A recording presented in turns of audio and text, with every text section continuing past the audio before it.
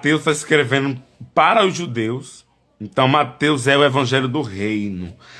Mateus capítulo 4, versículo de número 17. Vamos lá. Mateus 4. Pega a Bíblia, pega a caneta, pega o papel e vamos pegar texto por texto. Mateus 4 e 17. Diz assim o texto, Mateus 4 e 17. Daí por diante, começou Jesus a proclamar e a dizer: arrependei-vos, porque está próximo o reino dos céus. Em outras traduções diz assim: daí por diante começou Jesus a proclamar e a dizer: arrependei-vos, porque é chegado o reino dos céus. Então, 4 perguntas vai direcionar hoje, 5 perguntas vão direcionar hoje o nosso estudo. Primeira pergunta, bora lá, o que é o reino de Deus? É a primeira pergunta que vai gerar o nosso debate. Segunda pergunta, quais os aspectos e as características do reino de Deus? Quais os aspectos e as características do reino de Deus? Terceira pergunta, por que precisamos de salvação? Primeira pergunta, o que é o reino de Deus? Segunda pergunta, quais são os aspectos e as características do reino de Deus? Terceira pergunta, por que precisamos de salvação? Você já fez essa pergunta? Quarta pergunta, qual é a diferença entre reino e salvação? Há uma diferença ou é a mesma coisa? Ou está tudo integrado ou está tudo conectado? Então, talvez você nunca parou para responder essa pergunta. O que é o reino de Deus? Muita gente vai dizer que o reino de Deus é a igreja. Muita gente não vai nem saber responder o que é o reino de Deus. Muita gente vai gaguejar. Embora o reino de Deus está tão presente na nossa boca, a gente não sabe responder o que é o reino de Deus. Se eu perguntar para você o que é o reino de Deus, você vai ficar, alguns vão ficar, não sei o que é. Mas toda vez a gente cita aquele versículo: buscai primeiro o reino de Deus, da sua justiça, e as demais coisas vos serão acrescentadas. Então o reino de Deus, ainda que distante, é presente na nossa realidade. O que é distante é o conceito, é a teoria do que nós aprendemos sobre o que é o reino de Deus. Bora lá, para você não perder nada, anota aí. Reino vem de uma palavra grega. Reino vem de uma palavra grega chamada basileia. Eu vou escrever aqui, tá? Reino tem origem numa palavra grega chamada basileia.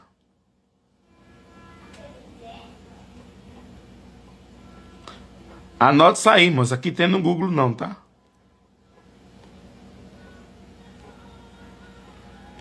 Do grego basileia. Ok? Reino vem do grego basileia, que tem o sentido de domínio, domínio, poder, governo. Repetindo, reino vem do grego basileia, que significa domínio, governo. Então vamos agora elaborar uma resposta para o que é o reino de Deus. Amém ou não amém? O reino de Deus compreende todo o domínio de Deus da eternidade passada até a eternidade futura. Vou devagar e a gente vai explicando. Para muita gente aqui são palavras novas. Quem é da turma do reino aí já está acostumado com isso. Bora lá? o reino de Deus compreende todo o domínio de Deus da eternidade passada, até a eternidade futura. Anote isso aí, irmão.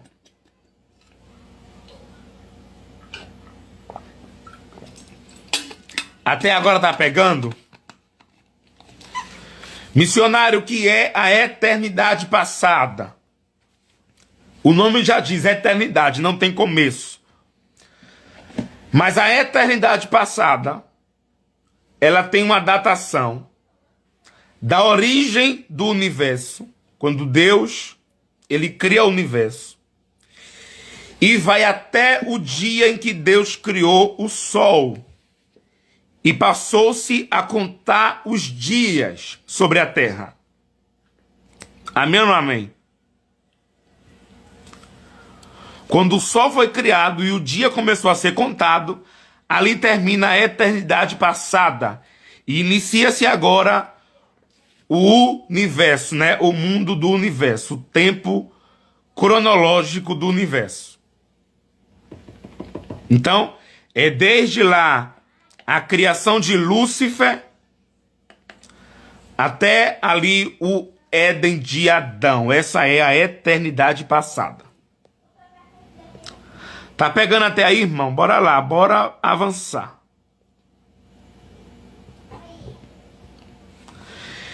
Esse universo que a gente vive tem várias divisões teológicas, ok? Há teorias que dividem o universo em pelo menos 7 tempos, que são 7 dispensações. Vai ali na inocência, na consciência, no governo humano, e assim vai. Os patriarcas, a lei, a graça e o milênio. Conta ali 7 dispensações. Mas eu prefiro dividir em 4. Então, anote isso aí.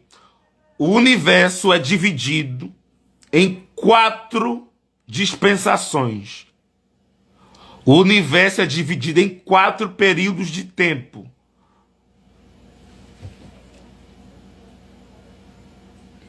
O universo é dividido em 4 períodos de tempo. Primeiro período de tempo, o universo é dividido de Adão até Moisés, é uma dispensação. Bora lá. De Adão até Moisés é uma dispensação. De Moisés a Cristo é a segunda dispensação.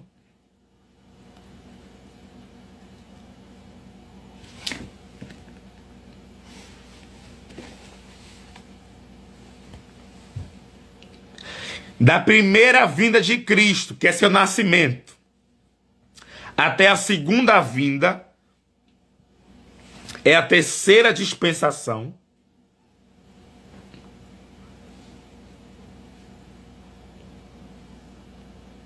Vamos para a quarta dispensação. Para quem está anotando, primeira dispensação do universo, de Adão a Moisés. Segunda dispensação, de Moisés a Cristo. Terceira dispensação, de Cristo, da primeira vinda, que é o seu nascimento, até a segunda vinda, que é quando ele volta para arrebatar a igreja. Essa é a terceira dispensação.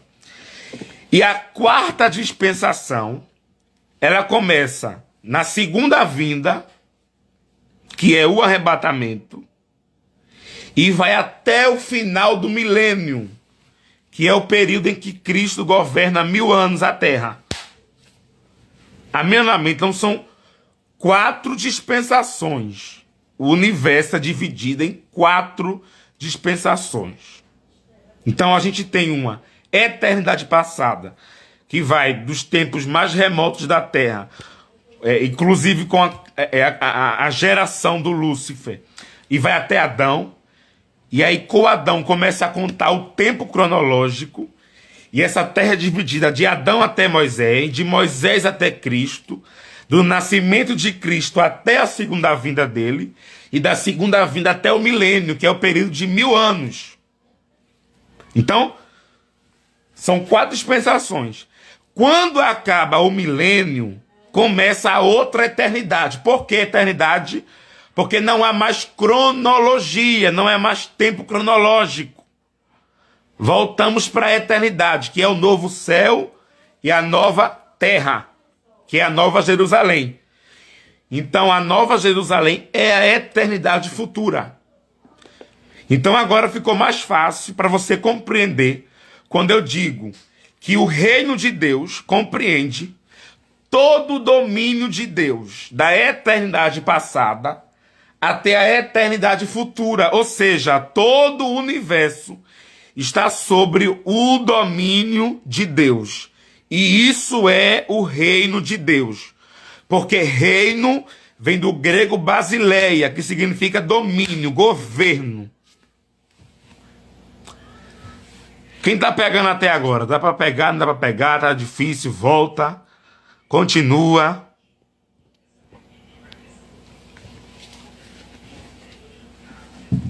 Então,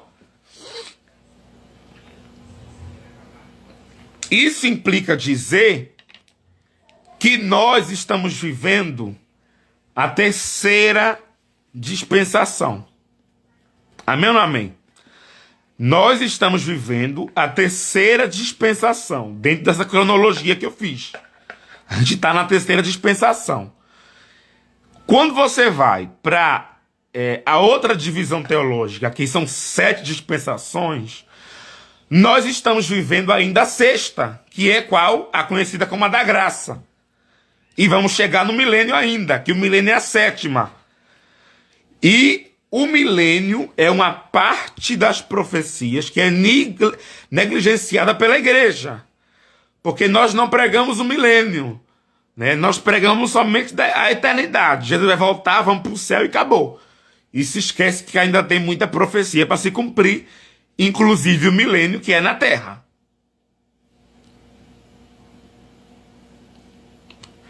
Então, recapitulando para a gente pular, para a gente continuar. O reino de Deus é todo o domínio de Deus. Deus domina o universo. Esse é o reino de Deus. Reino significa domínio. Reino significa governo. Anote isso aí. O reino possui 3 características ou 3 aspectos. Amém ou não amém? O reino possui 3 características, ou também 3 aspectos. Quais são os 3 aspectos do reino? Primeiro aspecto do reino. O reino tem uma condição exterior. Ou melhor, o reino tem uma aparência.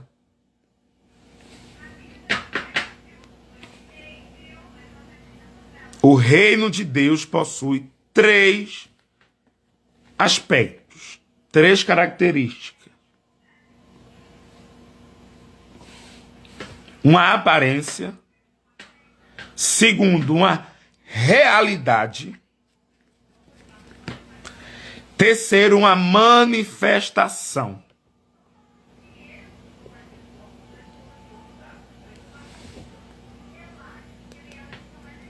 Bora repetir. 3 aspectos do reino. Primeiro, o reino tem uma aparência, o reino tem uma realidade e o reino vai ter uma manifestação.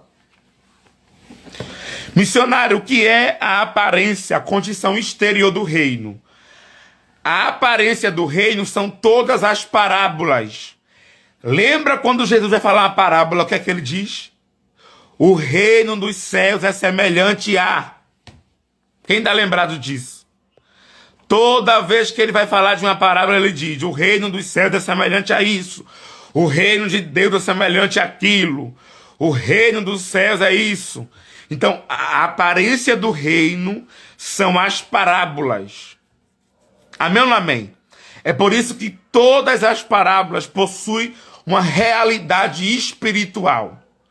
Jesus está falando sobre uma realidade espiritual que talvez a mente humana não alcance, mas faz parte de uma realidade, faz parte do reino dele que vai se manifestar.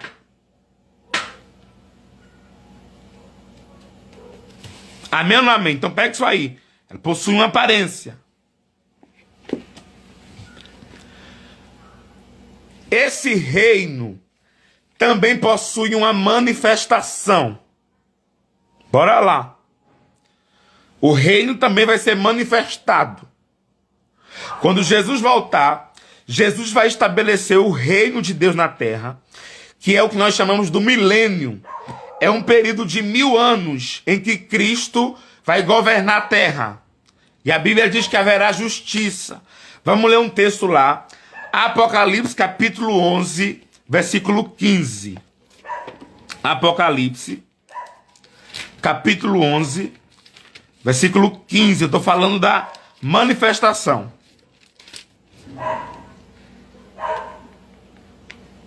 Amém ou não amém? Apocalipse, capítulo 11, anota aí esse versículo. Apocalipse, capítulo 11, versículo 15.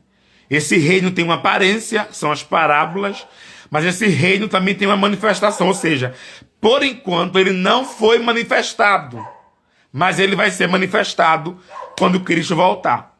Apocalipse 11 e 15 diz assim: e o 7º anjo tocou a trombeta, e houve no céu grandes vozes dizendo: os reinos do mundo se tornaram do nosso Senhor e do seu Cristo, e ele reinará pelos séculos dos séculos. Amém ou não amém? Cristo vai manifestar um reino. Outro texto. Apocalipse capítulo 20.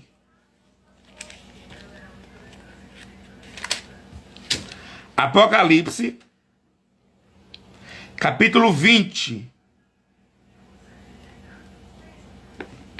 Anote isso aí, a manifestação do reino. Apocalipse, capítulo 20. Diz assim, ó, 24. Apocalipse 24. E vi tronos, e aos que sentaram-se neles foi dado autoridades para julgar. Ou seja, Cristo vai manifestar o reino, e os seus santos redimidos também julgarão. Serão reis e sacerdotes para Cristo no reino. Vi também as almas dos que foram decapitados por causa do testemunho de Jesus e por causa da palavra de Deus, e daqueles que não adoraram a besta, nem a sua imagem, e não receberam a marca na testa e na mão, e viveram e reinaram com Cristo durante 1000 anos. Amém ou não amém? Então, o reino de Deus manifestado, que é o milênio, vai durar 1000 anos. Lembra daquela conversinha das testemunhas de Jeová? É isso aí. Agora tem algumas divergências. Mas essa é a manifestação do reino. E esse reino vai durar 1000 anos. Amém ou não amém? Tá pegando? Tá pegando. Então, esse reino tem 3 aspectos. Ele tem uma aparência, uma manifestação. E a gente vai entrar agora na realidade do reino. O reino também tem uma realidade. E essa é uma característica, ou seja, ainda que o reino vá ser manifestado quando Cristo voltar, e vai durar 1000 anos, espiritualmente esse reino já existe. Amém ou não amém? Espiritualmente esse reino já existe. Vamos lá para Mateus, Lucas, capítulo 17. Abra a Bíblia, anota os versículos, pegue todos os códigos, vai abrir sua mente aqui. Estamos só na introdução. E aí vamos entrar mais profundo. Lucas, capítulo 17. Versículo 20 e 21. Amém ou não amém? Esse reino vai ser manifesto durante 1000 anos, é o milênio. Mas hoje ele já é realidade, ele já existe. Lucas 17, versículo 20. Anote o versículo que é importante. Diz assim o texto: interrogado pelos fariseus sobre quando viria o reino de Deus. Ou seja, o judeu, eles pensavam que o reino viria politicamente naquela era, junto com a aparição do Messias. Então, eles estavam atentos para a manifestação desse reino. Já que o Messias está vindo, o reino também vem. O Messias vai ser alguém importante, vai ser um líder político, um líder espiritual, vai salvar Israel do Império Romano, vai estabelecer o poder de Deus na terra e os judeus vão ser salvos. Essa era a mentalidade do judeu. Então os fariseus interrogam de mestre, quando é que o reino de Deus vai vir? Por quê? Porque eles sabiam que haveria uma manifestação, que é o que a gente leu, é o milênio, 1000 anos. Mas olha o que Jesus falou no versículo 21. Nem dirão, ei-lo aqui ou ei-lo ali, porque o reino de Deus está em vós. Em outras traduções diz assim, o reino de Deus está entre vós. Quem diz aí em vós, e qual Bíblia diz entre vós? Como é que está na sua Bíblia? Entre vós ou em vós? Na minha está em vós. Ou seja, o reino, ele é interno. O reino de Deus, ele é espiritual. Amém ou não amém? Enquanto o reino de Deus não se manifestar no milênio, na segunda vinda de Cristo, o reino permanece interno. Ou seja, o reino de Deus, o que é reino? Domínio. Então, quando Cristo domina a tua vida, o reino de Deus está em você. Pegou ou não pegou agora? Quando Cristo exerce influência sobre você, o reino de Deus está no meio de você.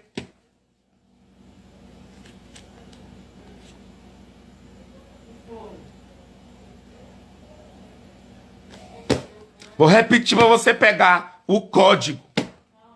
Ele falou, o reino de Deus está no meio de vós. Ou seja, quando o reino, que é o domínio, domina a sua vida, é porque esse reino já está manifestado em você. Você carrega o reino de Deus dentro de você. Pegou ou não pegou? É por isso que o apóstolo diz que nós somos embaixadores do reino. É porque se o rei já domina a nossa vida, automaticamente o reino já existe dentro de nós. O que é a igreja? A igreja é a extensão do reino. Por quê? Se Cristo governa, domina sobre a igreja, então o reino de Cristo está no meio da igreja. Então esse reino, ele é o reino interno. Primeiramente, ele não vem manifestado, ele não tem visão exterior. O que ocorre hoje dentro da igreja é uma subversão do que é o reino de Deus. Missionário, me explica. Hoje as pessoas têm como reino de Deus um templo físico grandioso. Se eu construir uma grande catedral no centro da cidade, né, linda catedral, automaticamente na mentalidade da igreja configura-se o quê? O reino de Deus está avançando.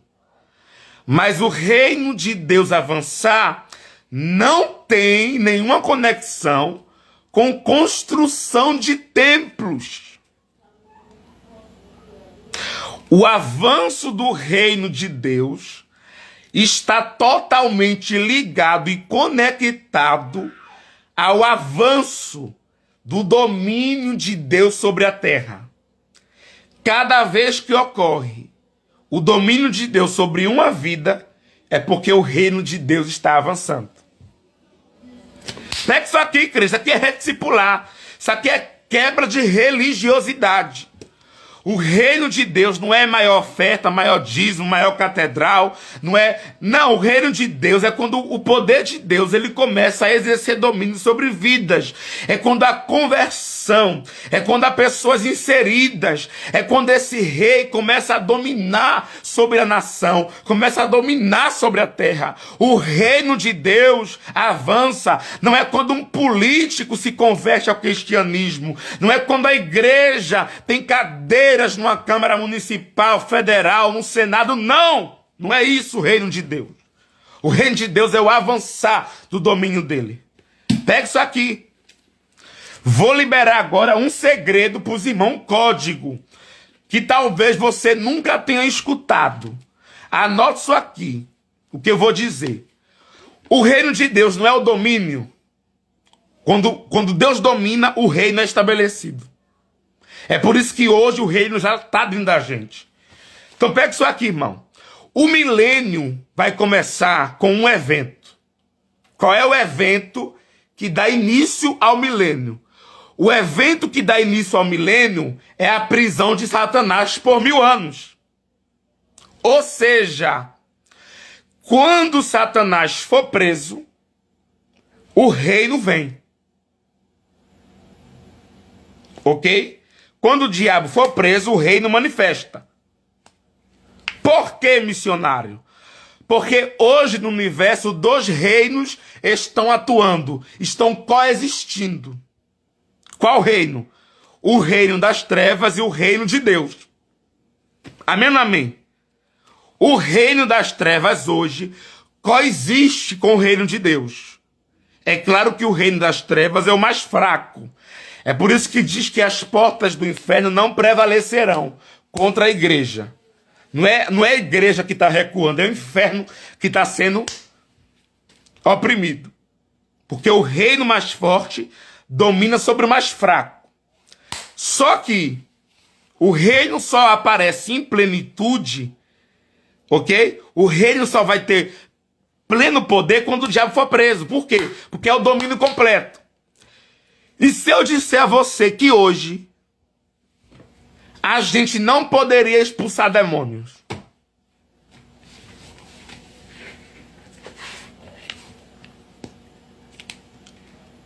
É forte, mas pega esse código aí. Hoje a igreja não poderia expulsar demônio. Por quê?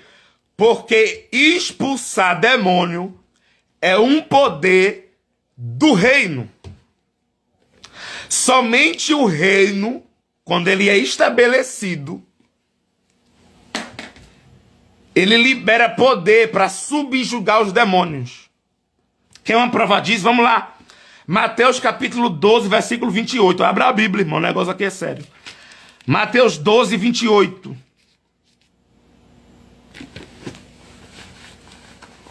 Essa era não é a era de subjugar os demônios.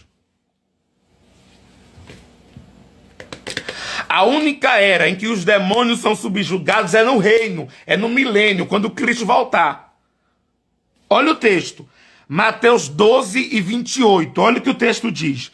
Se, porém, eu expulso demônios pelo Espírito de Deus, então é chegado o reino de Deus sobre vós.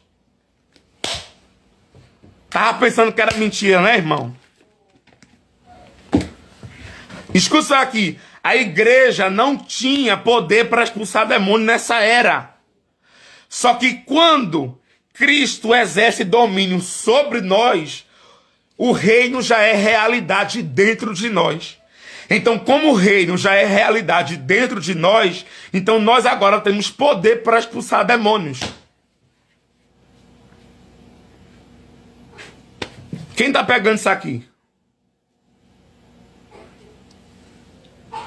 Tá pegando, Messi? É forte. Aí tem crente que fica, ai meu Deus, eu expulso demônio, eu sou tanto. Não é não, irmão, não é nada você. Você só expulsa o demônio hoje porque o reino de Deus já exerce domínio sobre você.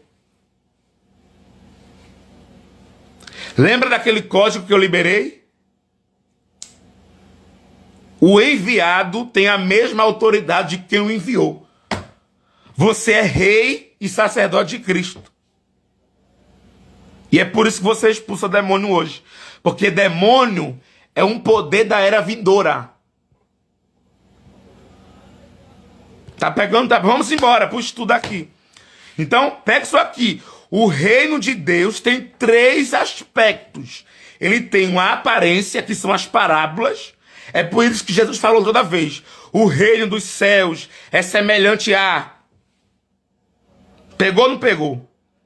Semelhante a uma...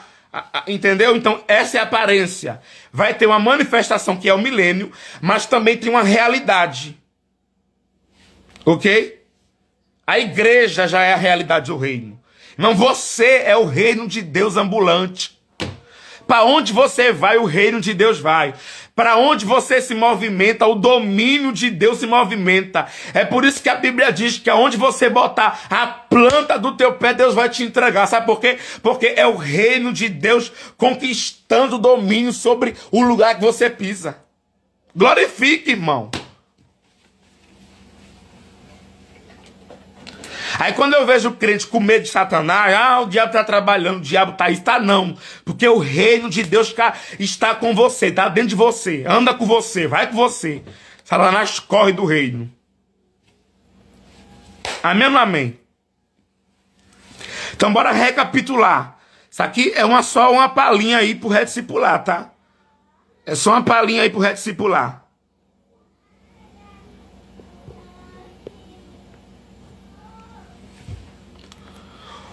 Reino vem do grego basileia, que significa domínio. O reino de Deus compreende todo o domínio de Deus no universo.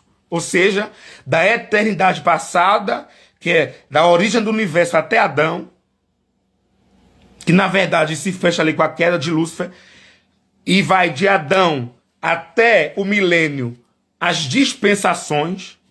Quando acaba o milênio, entramos de novo num processo de eternização, ou seja, o tempo cronológico para de existir e começa agora a eternidade, começa não, continua a eternidade que foi interrompida. Ok? Então, esse é todo o domínio de Deus, é o reino de Deus.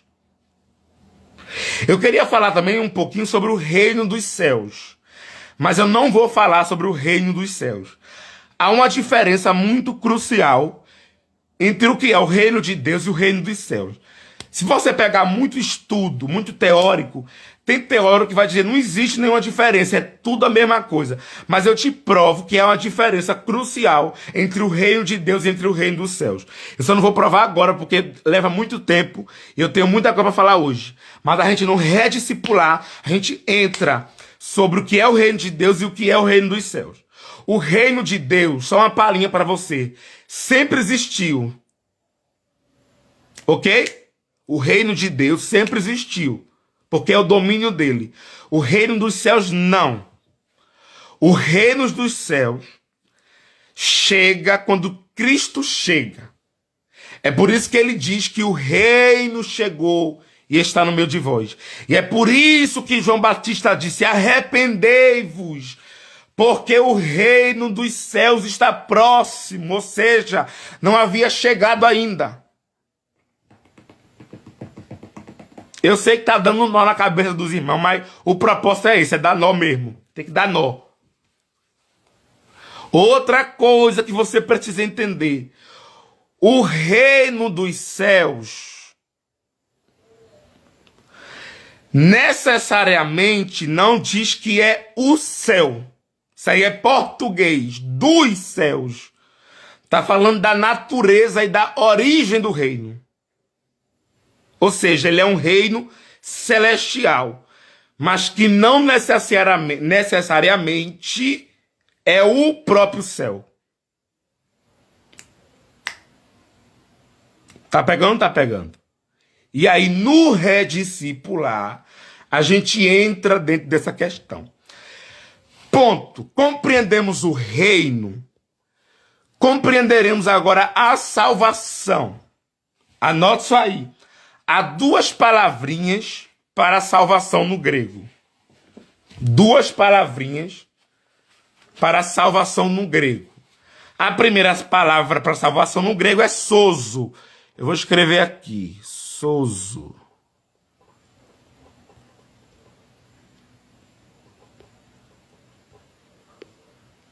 Ok? A primeira palavrinha é sozo. Mas no grego também tem outra palavra para salvação. Anote isso aí, tá, irmão? Porque a gente confunde muito quando vai ler o texto. E aí você precisa pegar um dicionário e ver. Quando a Bíblia falar salvação, você tem que procurar qual é a palavra que a Bíblia quer dizer. É sozo ou é soteria? Amém ou não amém?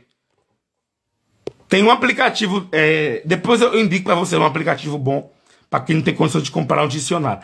Mas no grego, há duas palavras para salvação. Na Bíblia, há duas palavras para salvação. Primeira palavra é sozo. Anote isso aí. A segunda palavra é soteria.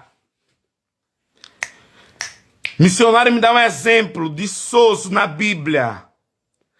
Quando Jesus falava assim, a tua fé te salvou. Ali, aquela expressão, a tua fé te salvou, não é soteria, é sozo. Por quê? Porque sozo dá a ideia de salvação de um perigo, de uma enfermidade, de um problema. Ou seja, a tua fé retirou de você essa dificuldade, poupou você desse problema. Tá pegando ou não tá pegando agora? E soteria já tá ligado, ok? Soteria já tá ligado. A salvação no sentido da redenção.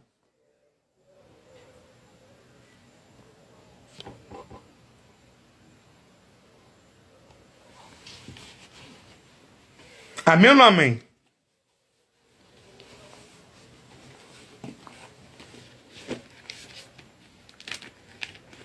Todo mundo pegando essa. Então, sozo é uma coisa e soteria é outra coisa. Geralmente, depois de um milagre, vai estar lá, a tua fé te salvou. Aí ali não é soteria, ali é sozo. Porque ali não fala de uma redenção. Ali não fala sobre a salvação da condenação. Fala da salvação de algo que está ali acontecendo, de algo que está ali ocorrendo. Por exemplo, da cegueira, da enfermidade. Aí Deus está ali salvando disso. Mas não é salvação de redenção. Quem sabia dessa diferença? Quem está aprendendo agora essa diferença? Comenta aí, irmão. Então, bora lá. Sabendo da diferença, tem gente que pensa que a salvação é somente condenação do inferno. Não é isso. Salvação vai além de condenação, de livramento. Salvação é um conceito que vai além de todas as narrativas humanas e teológicas. A gente às vezes começa a embrulhar tudo dentro da salvação, né? E pá, salvação é só uma coisa. E não, salvação são várias coisas. Primeira coisa, a salvação, ela é uma. É uma salvação. Mas ela não ocorre uma única vez. A salvação, ela tem 3 tempos. Anote isso aí. Anote isso aí. A salvação de Deus é uma, mas ela ocorre em 3 tempos.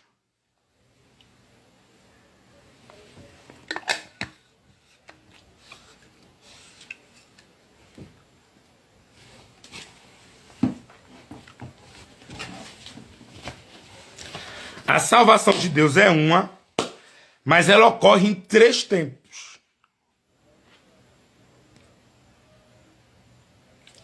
Quais são os 3 tempos em que ocorre a salvação? Primeiro, no teu espírito. Segundo, na alma. Terceiro, no corpo.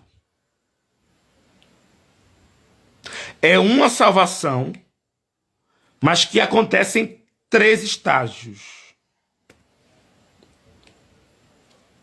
Amém ou não amém? Uma salvação em 3 tempos, em 3 estágios. Primeiro, na tua alma, no teu espírito, na tua alma e no teu corpo. 1 Tessalonicenses, bora lá, abre aí a Bíblia. Marca aí o versículo. Se não conseguir acompanhar, marca aí. Depois da live, vai ler. Vou salvar no YouTube.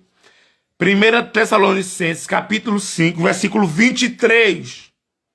Tem gente que nunca ouviu isso aqui, é a primeira vez que está ouvindo isso aqui. Porque tem gente que acha que a salvação é uma coisa só.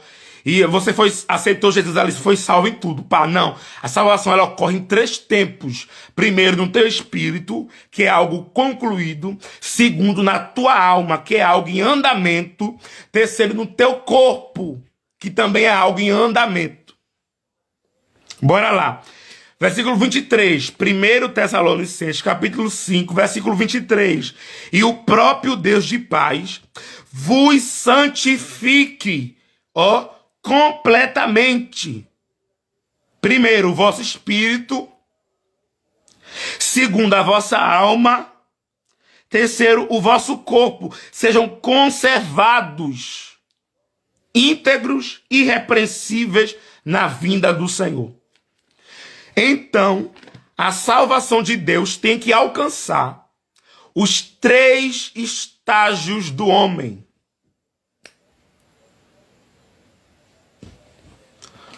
Onde começou o pecado? No espírito. Amém ou não amém? Não, na alma. O pecado começa na alma, ok? Depois que o pecado sai da alma, ele contamina o espírito. E por fim, contamina o corpo. Mas primeiro o pecado começa na alma. Então a salvação também começa. Agora deixa eu fazer uma pergunta aqui para os irmãos. Eu não vou aprofundar nisso porque tem o rediscipular. É que não dá. O rediscipular a gente fez quase 1 mês, ou foi 3 meses, né? E não deu tempo. Bora lá. Irmão, uma pergunta sincera. A gente ouve na igreja dizer assim: você já está condenado. Agora, por que eu preciso de salvação? O que é que eu fiz? O que é que você fez para você ser condenado? Bora, irmão, comenta aí, irmão. O que é que você fez lá, quando era criança, sei lá, bebê, no ventre da sua mãe, para você ser condenado? Para que você precisa de salvação? O que é que você fez?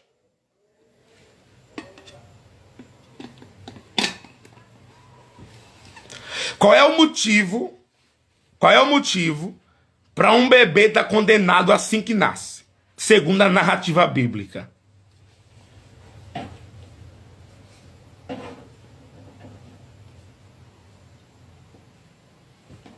Isso aí dá um branco em muita gente, né?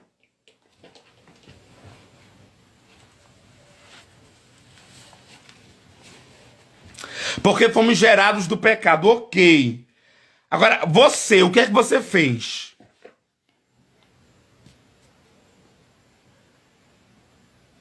Porque nascido da carne. Ok. Tá dentro da explicação.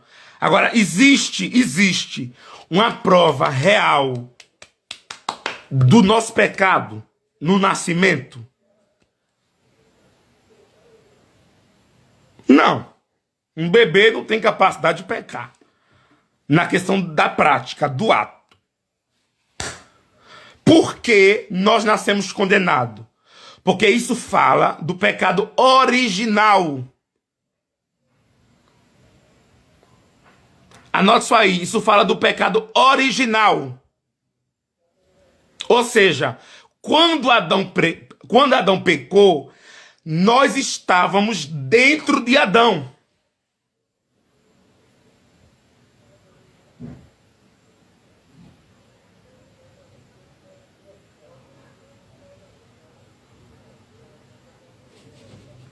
Pegou ou não pegou? Quando Adão pecou, nós estávamos dentro de Adão. Toda a humanidade. Então, quando Adão peca, toda a humanidade é pecadora. Daqui a 1000 anos, se Cristo não voltar, quem nascer ainda está debaixo do pecado de Adão, se não aceitar Cristo. Então, irmão, escute isso aqui, escute isso aqui, escute isso aqui. A salvação e o pecado não tem nada a ver com a gente. Não, e eu provo. O pecado, a salvação não tem nada a ver com a gente. Você não é condenado pelo seu pecado, porque você já nasceu condenado. Você é condenado por onde você está. E é por isso que Paulo diz: agora nós estamos em Cristo e nova criatura somos. A condenação não é pelo que eu faço. A condenação é por onde eu estou. Eu estou em Cristo ou eu estou em Adão? Vamos provar, vamos para a Bíblia. Por exemplo, Hebreus capítulo 7. Tá bugando a mente aí. O propósito é bugar a mente. Porque quanto mais a gente buga a mente para a gente ir atrás, a gente vai avançando no espírito. Abra aí Hebreus capítulo 7. Versículo 9. Hebreus 7, 9. Abre bem rapidinho aí. Olha o que diz o texto. Hebreus 7, 9. E por assim dizer também Levi, que recebe dízimos, pagou dízimos por meio de Abraão. Vou repetir. E por isso assim dizer, também Levi, a tribo de Levi, que recebe dízimos, pagou dízimos por meio de Abraão, porque ainda estava nos lombos do seu pai, quando Melquisedeque saiu ao encontro. Irmão, escuta isso aqui. Levi, que vai nascer 4 gerações depois. Está incluído, Érica, Nanda, dentro do dízimo de Abraão. Tá pegando agora, irmão. Abraão, 4 gerações antes, deu dízimo a Melquisedeque. E aquele dízimo alcançou Levi. E o texto diz, porque estava nos lombos do seu pai. Ou seja, o pecado de Adão é um pecado geracional. Pegou ou não pegou? Do mesmo jeito que o pecado de Adão é geracional, a salvação é geracional, porque quem está em Cristo não está mais sob a influência de Adão, está no novo corpo. Então, você nasceu condenado porque você estava em Adão. E é por isso que quando você aceita Jesus, você agora é membro do corpo de Cristo, ou seja, Cristo te tirou de Adão e te colocou nele. Ah, irmão, você está voando, irmão. Missionário, me prova que não tem nada a ver comigo. Irmão, escuta aqui. O pecado era um problema entre Cristo e Adão. Quem pagou a conta foi Deus. Vamos lá. Romanos capítulo 5. Isso aqui é libertador. Para você parar de religiosidade. Sai religiosidade.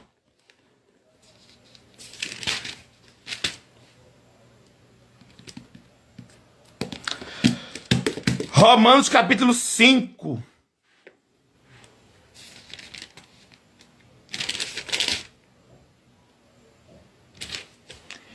(16). 5:16. Abra aí o texto. Vou caminhar para o final. Tem muita coisa ainda, mas não dá tempo. 5:16. Bora lá. O dom gratuito não é como no caso em que somente um pecou. Quantos pecaram? 10? 1 milhão? O mundo todo? Porque o julgamento procedeu de uma só ofensa para a condenação. Tá errado isso aqui, não tá? Tá dizendo aí? Tá dizendo aí que é as muitas ofensas? A igreja que você não vai? O dízimo que você não dá? O pecado que você cometeu? Tá dizendo aqui no texto? Não. Uma ofensa. 17. Pois, se pela ofensa de um só a morte reinou, foi um só, foi Adão. Tá pegando agora, Nanda? E os irmãos da live? Vou repetir isso aqui, irmão. O pecado e a salvação, a priori, não tinha nada a ver conosco. Era um problema entre Adão e Cristo. Aí olha o que ele diz. Mas, por meio de um só, muitos mais o que receberam a abundância da graça, reinarão em vida por meio de um só, Jesus Cristo. Escuta isso aqui, não é o teu jejum, não é, né, teus votos, não é você ir na igreja 7 dias, não, é por meio de um só, Jesus Cristo. Então, você não é condenado por aquilo que você fez, porque você já nasceu condenado sem fazer. Na verdade, você é condenado por onde você está. Onde é que você está? Em Adão ou está em Cristo? Pegou ou não pegou?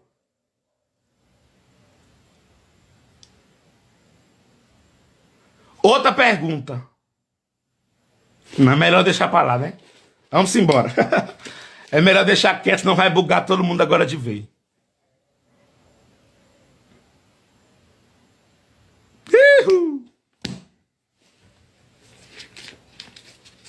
Amém ou não amém?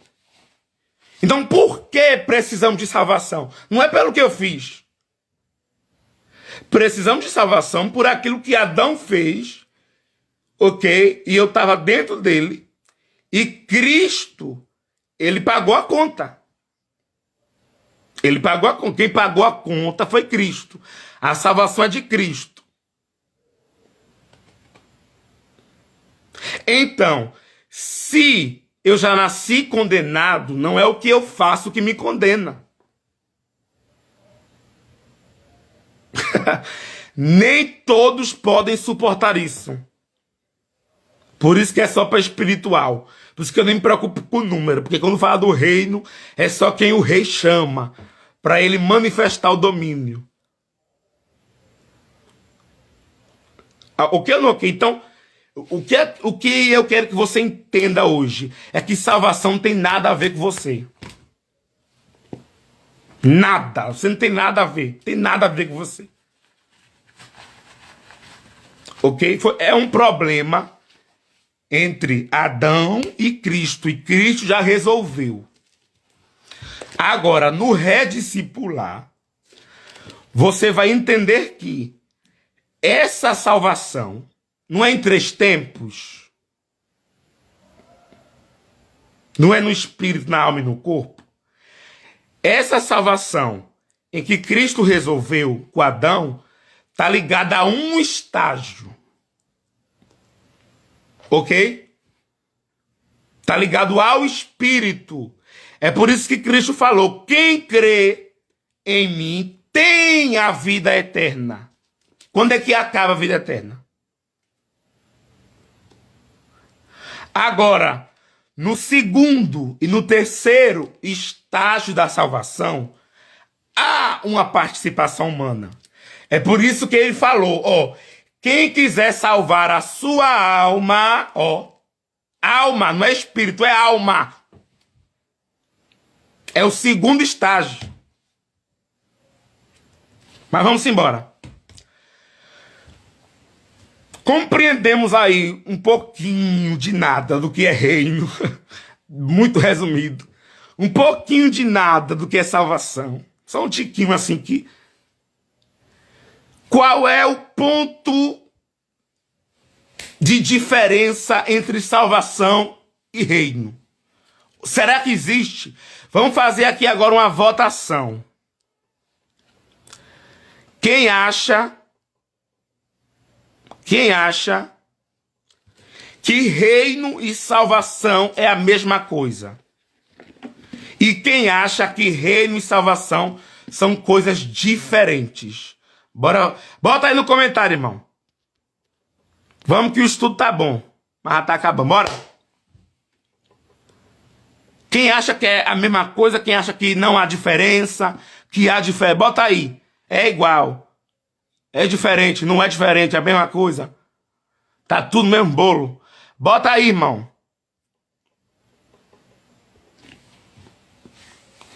Diferente, um voto para diferente.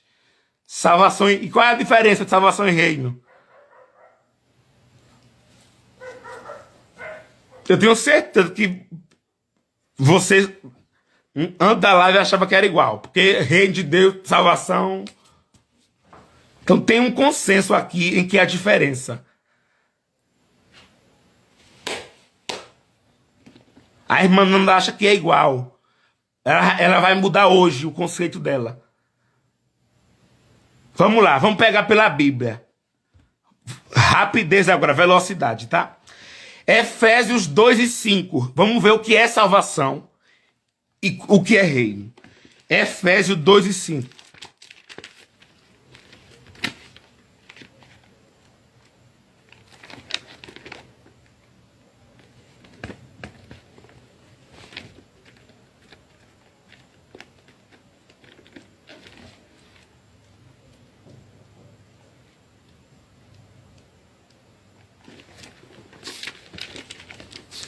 Efésios 2:5, bora lá. Diz assim, ó. Efésios 2:5.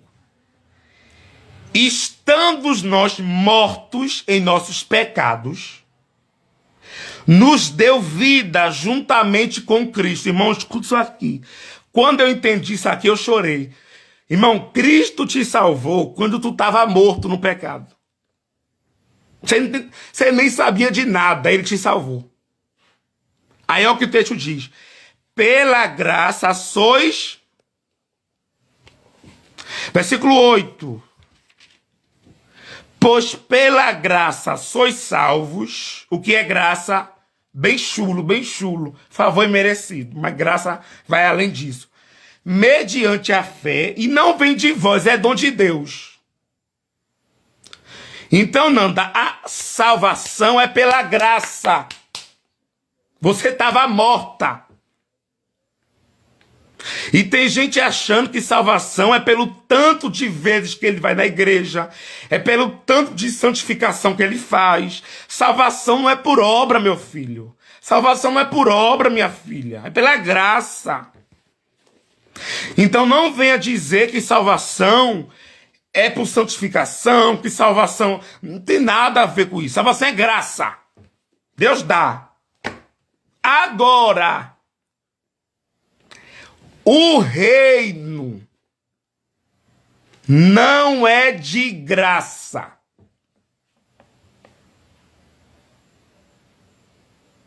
Vamos provar. Atos 14.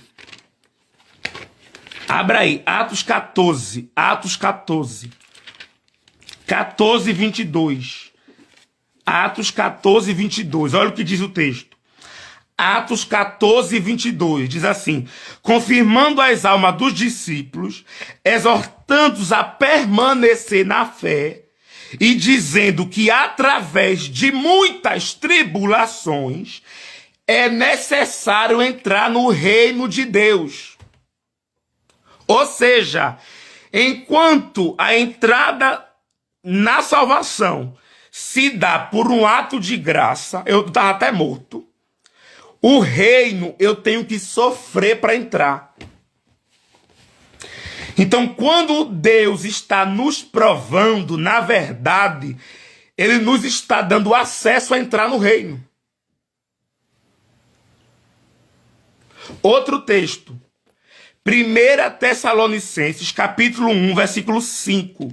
Eu acho que eu não li esse texto lá na turma do reino. Então anota aí a turma do reino, anota os versículos. 1 Tessalonicenses 1 e 5. Tá pegando ou não tá pegando, irmão? Salvação é graça, reino é obra. É por isso que o apóstolo diz. Bora lá. 1 Tessalonicenses.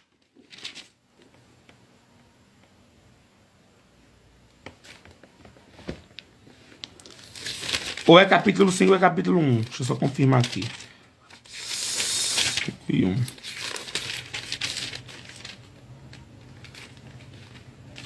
1 e 5, bora lá. Porque o nosso evangelho não chegou até vós somente em palavras, mas também em poder, no Espírito Santo e em plena convicção. Assim como sabeis quem é digno para entrar no reino de Deus.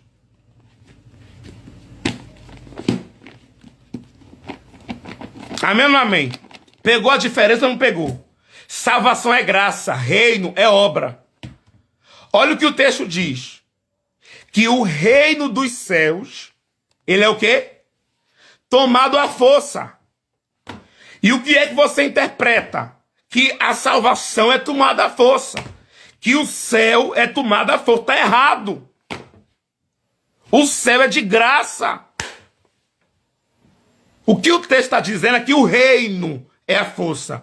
Por quê? Porque em outros textos diz que para entrar no reino é preciso ter obra, mas você é digno. Então, pelo amor de Deus, para de dizer que o céu é tomado à força. O céu é de graça, irmão. O céu é de graça. Tem até hino, Canaã é longe, não sei o quê. Para! O reino é tomado à força. Reino não é o céu, é o reino. O céu é de graça pela salvação, que é em Cristo Jesus.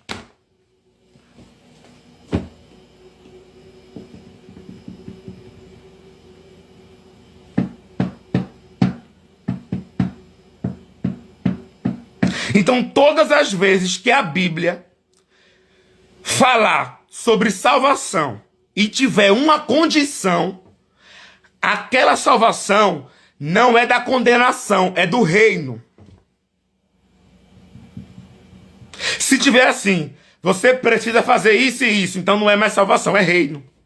Porque salvação é de graça.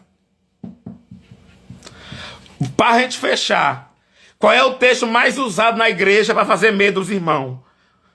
Você vai perder a salvação. Apocalipse 13, 5 e 11. Guarda o que tens, para que ninguém tome a tua coroa. Aí os vasos dizem assim, guarda a tua salvação, porque o diabo quer roubar. Coroa. O que é coroa? Coroa é conquista. Ninguém recebe uma coroa se não merecer ganhá-la. Ninguém merece uma coroa sem conquistá-la. Então, coroa não é salvação, é reino.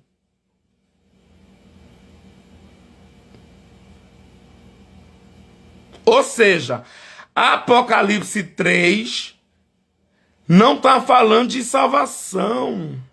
O diabo não está roubando minha salvação. Ok?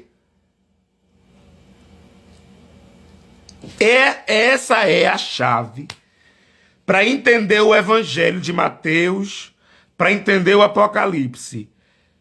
Trono, coroa, galardão. Isso é reino, não é salvação. Amém ou não amém? Olha, tem gente que está travada, tem gente que está voando, tem gente que não entendeu nada. Faz parte, começa assim. Ok?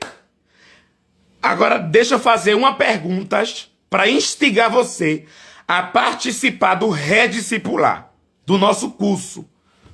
Tem muita gente que é aluno do nosso curso. Tá aí a Wanja, tá aí a Messia, a Valquíria, tá aí a Janaína, muita gente aí no nosso curso. Bora lá.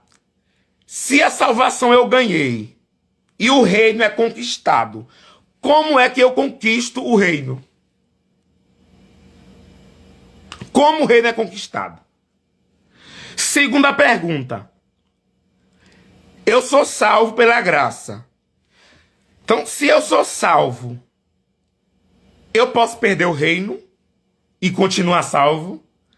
Ou se eu sou salvo e perder a salvação, e se a salvação se perde, isso é uma pergunta, automaticamente eu também perco o reino? Mas se o reino é uma coisa e a salvação é outra, então significa que eu perco um e posso continuar com o outro? O que é galardão? A igreja fala tanto de galardão. O que é galardão? É pedrinha na coroa? Cada alma que você ganha é uma pedrinha na coroa. Isso é mentira. Isso não tem na Bíblia, isso é heresia. Isso é heresia. Galardão não é coroa. Galardão não é pedrinha em coroa nenhuma para ganhar alma. Galardão é outra coisa.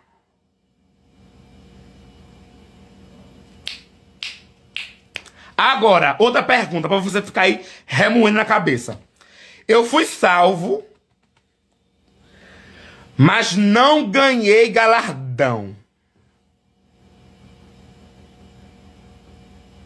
O que acontece? Porque você pode ser salvo e não ganhar galardão. É o que Paulo disse em 1 Coríntios 3.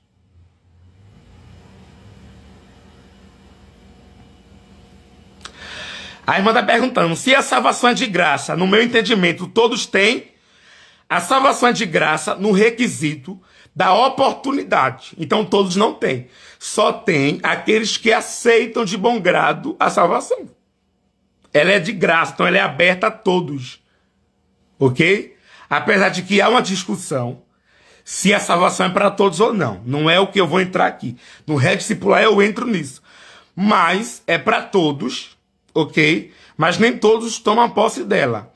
A irmã colocou aqui, sim, porque eu aceito Jesus como Salvador, mas continuo pecando e não me arrependo. Não terei salvação. Ok.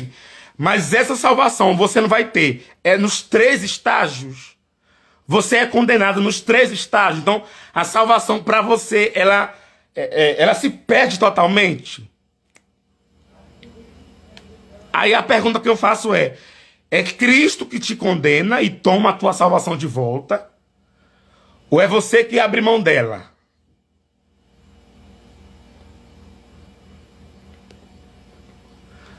Manda mais pergunta aí, irmão.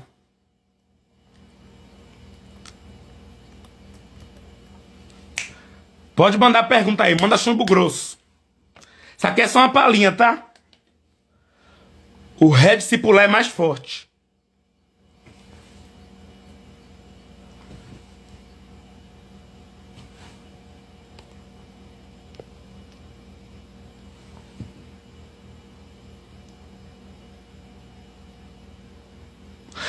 A Érica dizendo sim, porque o salário do pecado é a morte. E nós abrimos mão dela. Ok. Entendi o posicionamento dela. Mas se você fizer o rediscipular, você vai entender. Ok? Aonde é que essa salvação ela vai se perder?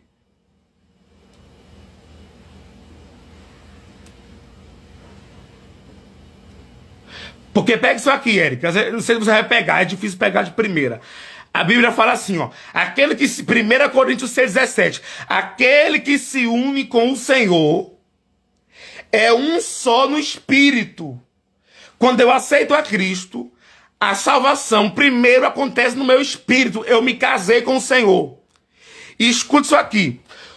Tudo que é feito no Espírito é eternizado. Por que que o diabo não é perdoado? Por que que Deus não perdoou Satanás? Vou liberar esse código aqui, já estou aqui mesmo. Quando Satanás pecou, Satanás estava em espírito. Então, quando Satanás peca em espírito, O pecado é eternizado. Nunca mais ele tem perdão. Por quê? Porque tudo que é feito no Espírito é eternizado. Quando Adão pecou e foi comer o fruto da árvore da vida, que iria eternizar o pecado dele, o que foi que Deus fez? Proibiu, colocou um anjo e colocou uma espada giratória de fogo para Adão não comer. Por quê? Se Adão comesse o fruto da árvore da vida, o pecado de Adão ia ser eternizado.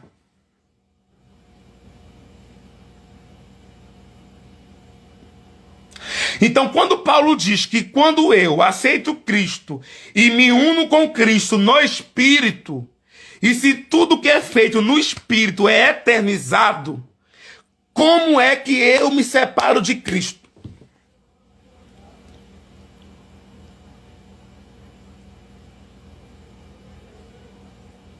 Como é que eu me separo de Cristo? Se a união é no Espírito.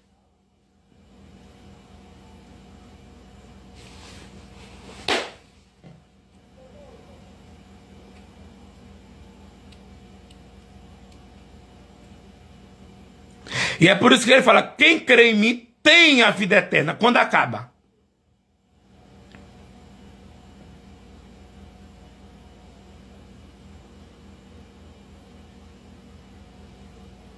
Vai encaixando aí, irmão, os parafusos.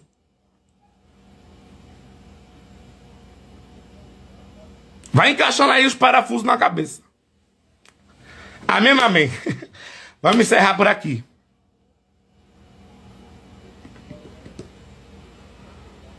Mas se você está na prática do pecado e vem morrer nessa prática, ok. Então, assim, para você, o que condena é a prática do pecado e não o pecado.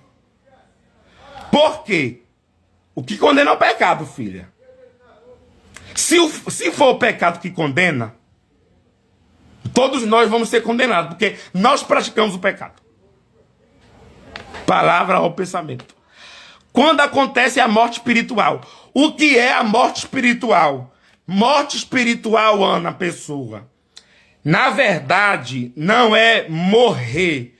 Morte espiritual é quando existe uma desconexão entre você e Deus. Mas a morte espiritual não significa que há uma desconexão entre você e o mundo espiritual.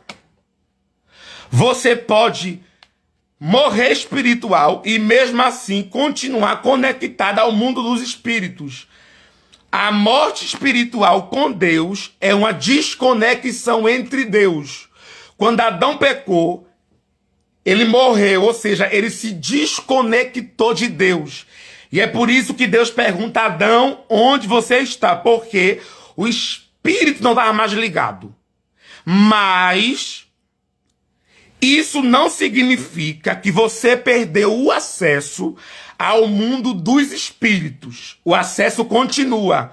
É por isso que há pessoas de outras religiões que acessam o mundo espiritual também. Ok?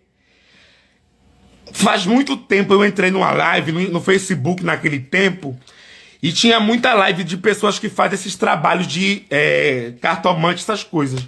E ele dizia assim, eu tô aqui esperando abrir um acesso espiritual. Ou seja, isso ali é mentira? Não, ali é verdade.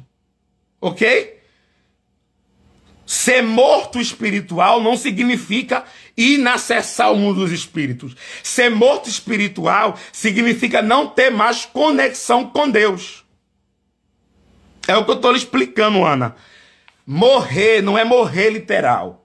É se desconectar de Deus. Adão não conseguia mais ter conexão. Pegou ou não pegou? Não é morrer, morreu, morte, morrida. Quando a Bíblia fala morte espiritual, essa é uma desconexão. Até porque Adão continuou vivo fisicamente. Mas no espírito, Adão não tinha conexão com Deus. É por isso que procurou. e ele ficou se escondendo. Pegou ou não pegou? Outra pergunta aí, bora, irmão. 11h30. 11h40 eu encerro. Todo mundo pegou, não pegou? As dúvidas, pode ir pro privado. Eu vou abrir outra turma do Rediscipular. Eu sei que a palavra a palavra não é para todo mundo, porque as pessoas não têm interesse. Mas você que tem interesse, é curioso para aprender a palavra, vem que é sucesso. Outra pergunta aqui, ó. Quando a carne morre, tem como se... Não. Quando a carne morre, o corpo morre, o seu espírito e a sua alma continua na dimensão espiritual. E se você é cristão, você vai aguardar o arrebatamento. O mundo espiritual é ativo sempre. Não existe a desintegração do espírito. O espírito não morre.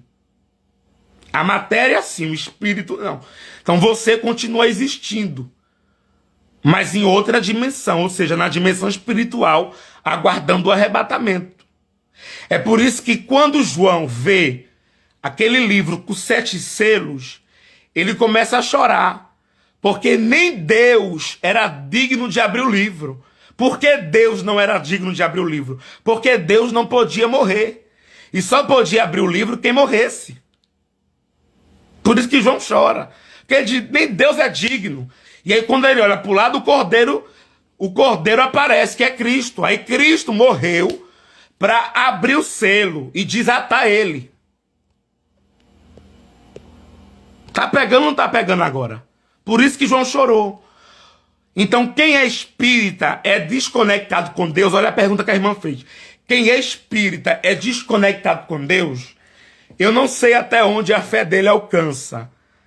Mas eu sei que o espírita, ele tem sim acesso ao mundo dos espíritos. De acordo com a Bíblia, é um acesso diferente. Ok? Mas é um acesso ao mundo dos espíritos. Qual a diferença entre anjos e demônios? Um anjo, ele tem um corpo espiritual. Por isso que um anjo, ele não possui ninguém. Ele não usa ninguém. Ok? Já os demônios são espíritos que perderam os seus corpos. E é por isso que eles vagam e procuram um corpo para entrar. Percebe agora como é o mundo dos espíritos? Então, morte espiritual não significa papuf. Não, morte espiritual está dizendo que a pessoa perdeu a conexão com Deus. Outra pergunta, irmão. Bora lá. Pegou, Malu? Malu pegou. Encerrou as perguntas. Tem muita pergunta boa no Rediscipular. Eu vou abrir o curso. Eu vou dizer a data para os irmãos. Para os irmãos pegarem aí. Nossa turma do reino já está avançada. Esse projeto...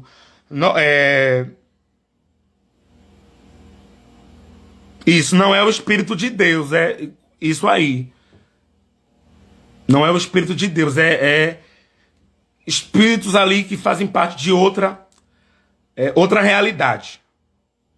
Nunca existiu reencarnação. Isso é totalmente heresia, a reencarnação.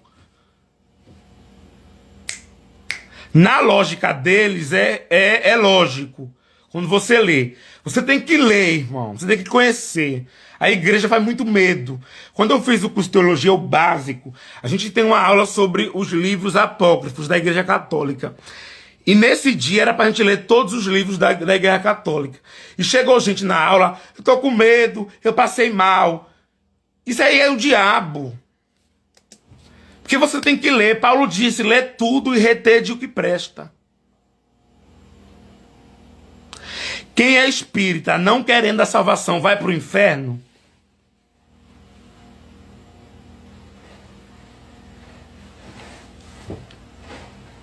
Irmão, quem não é salvo em Cristo é condenado. Essa pergunta já. Quem não é salvo em Cristo, automaticamente é condenado. Ok? Eu não gosto muito de ser direto quando a gente fala da religião dos outros, né? Eu gosto sempre de usar as palavras polidas, porque a gente vive num mundo complicado hoje. A gente tem que respeitar, às vezes, a religião do outro. Então, a gente não pode... Vai pro inferno. Não, a gente tem que usar as palavras certas. Ok? Claro, tomando posse da nossa narrativa, tomando posse da nossa fé. A minha fé diz isso. Ok? Agora eu não posso usar a minha fé e humilhar do outro. Ok? Ele crê numa coisa, eu creio em outra. Mas nessa narrativa, quem não crê na salvação em Cristo, quem não é salvo em Cristo, aqueles que partiram sem confessar, não foi salvo. Se você parte sem confessar, é porque você nunca quis a salvação. Vamos ler um para encerrar. Vou encerrar agora. Romanos, capítulo 10. Romanos, como você é salvo? Olha, a verdade, ela sempre se sobressai. Mas a minha verdade não é a verdade do outro. Escuta isso aqui. A Bíblia Sagrada é a minha regra de fé e prática. Eu creio no que a Bíblia diz. Agora, eu não posso pegar alguém de outra religião que não tem a Bíblia como regra de fé e prática e condená-lo porque a minha diz que é assim. Então, aí vamos colocar, mas tem que falar a verdade. Ok. Mas essa verdade não é a do outro. Então eu não posso impor. Porque quem convence é o Espírito Santo. Então eu nunca vou chegar para um espírita e dizer assim, você vai para o inferno. Eu não posso chegar para alguém do candomblé e dizer assim, você vai para o inferno e sua religião tem demônios. Eles não têm a Bíblia como regra de fé e prática. Bora ler. A irmã fez uma pergunta aí legal, vou responder. Romanos 10 e 9.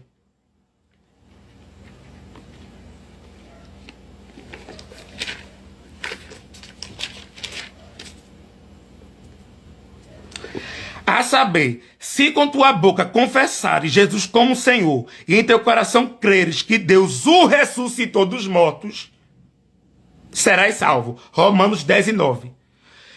Isso aqui é o modelo da salvação. Como eu sou salvo? Primeiro, eu tenho que confessar. Ok? Eu tenho que confessar. E segundo, eu tenho que crer no meu coração que Deus ressuscitou Jesus dos mortos.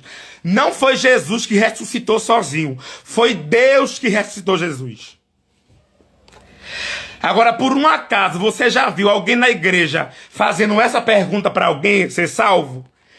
Então, o que acontece nas igrejas hoje não é salvação, é conversão a uma religião. Se não perguntar isso aqui, não é salvação, é conversão à religião. No mínimo, você está aceitando a ser evangélico, mas você não está sendo salvo.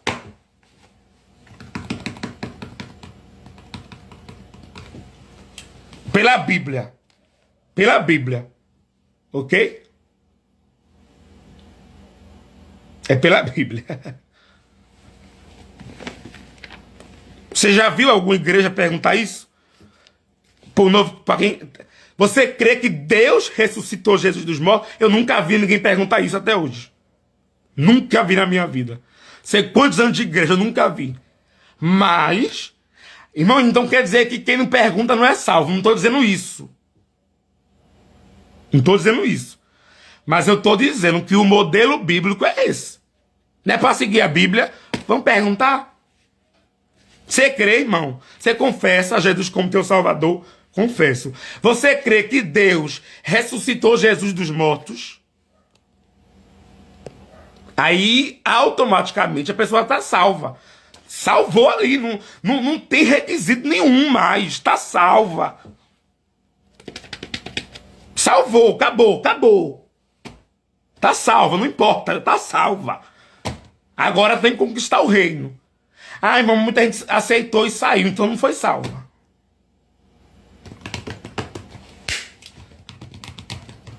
O apóstolo João disse: eles saíram de nós porque nunca foram nossos. Nunca foram nossos.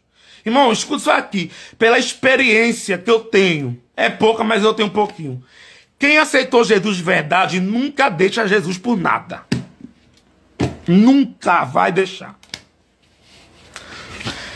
Última pergunta. O que vem primeiro? A regeneração ou o arrependimento? O que vem primeiro é o arrependimento. Porque para você confessar, primeiro você tem que se arrepender.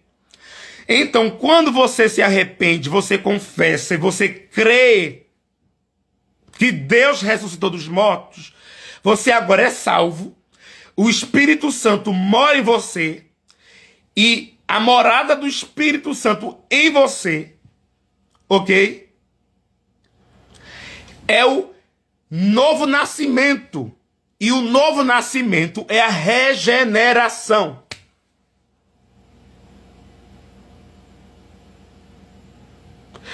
Pastor João Ribe Palharim, né? Amo o pastor João Ribe. E aí a irmã foi fazer confirmação na igreja. Entendeu, irmã Maria? Primeiro é o arrependimento. A regeneração é depois que aceita Jesus. Aí o teu espírito é um novo nascimento. Você não estava desconectado? Entenda de novo. A Bíblia usa muita simbologia. Você não estava morto espiritual? E a gente entendeu que a morte não é uma morte, é uma desconexão. Então, quando você aceita o espírito que estava desconectado, ele se reconecta. E ali ele casa com você eternamente. 1 Coríntios 6,17. Ele passa a se unir com o Espírito. E é por isso que o apóstolo Paulo disse: não mais vivo eu. Por quê? Porque antes eu estava morto espiritual, mas agora Cristo vive em mim. Aonde? No Espírito. Ó, a irmã colocou assim: a palavra de salvação pode chegar no lugar que você está, mas é necessário ir à igreja. Eu não concordo. Porque, primeiro, a igreja não salva. Então você não precisa ir na igreja para confirmar a salvação. Quando a Bíblia fala confirmar, né, confessar diante dos homens, o que é igreja? A igreja constitui-se com 2 ou 3 pessoas. Se tiver 2 ou 3 pessoas, elas confirmam a sua salvação. Você não precisa ir à igreja, a um templo físico, para confirmar a salvação. E é por isso que a Bíblia diz que quando tiver 2 ou 3, ele está presente. Então quer dizer que com ele não está, não. Ele está dizendo que quando tem 2 pessoas, tem 2 membros. 2 membros já é capaz de formar um corpo. Então quando tem 2 ou 3 pessoas, o corpo de Cristo é formado. Então se você aceitou Cristo e você confessa diante de 2 pessoas ou mais, isso ali já é a igreja, já é o corpo. Agora, o templo é o desenvolver da fé.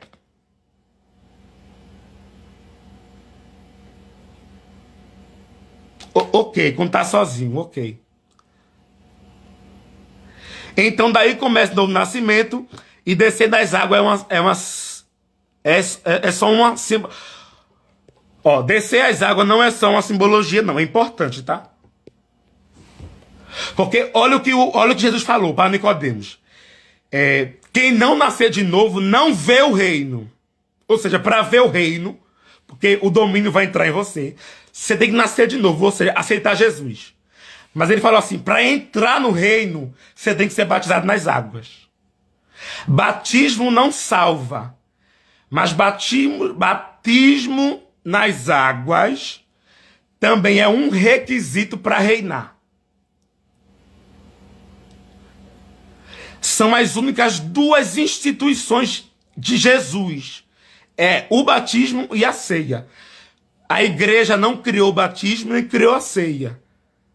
A igreja se apropriou dos dois. Mas quem criou o batismo? Primeiro, o batismo é antes de Jesus. Não foi nem Jesus que estabeleceu o batismo. Foi o próprio Deus, através de João Batista. O que a igreja fez com o batismo é uma apropriação. Eles tomaram o batismo para eles. Ou seja, é a igreja que controla o batismo. Mas originalmente não era assim. E a ceia também não foi uma criação da igreja, é uma criação do próprio Cristo. Amém ou não amém? Então vamos encerrar, foi muita pergunta. Vamos abrir o curso. Quando a gente abrir o curso, os irmãos entram, os irmãos se inscrevem. Se você aprendeu, se você entrou em dúvida, ok? O que importa aqui não é todo mundo crer igual. O que importa aqui é todo mundo entrar dentro do debate do reino, porque a Bíblia diz que o reino de Deus não é palavras. Ou seja, o reino de Deus não é o quanto eu conheço sobre ele. O reino de Deus é o quanto eu experimento ele. Última pergunta. Para ser salvo, batizado nas águas, tem que falar em língua? Não, isso aí não tem nem... né? Não tem nem... Isso aí é uma pergunta que, assim, foge muito, porque não tem nada a ver. Ok? Não tem nada a ver. Não, a resposta é não. Línguas não tem nada a ver com batismo, não tem nada a ver com salvação, nada a ver. Amém, irmão? Deus abençoe. Eu quero avisar, obrigado a todos que estão na live. Qualquer dúvida, faz aí as perguntinhas, manda no privado. Segunda-feira, dia 25, vamos receber aqui na live a missionária Shirley, lá dos Estados Unidos.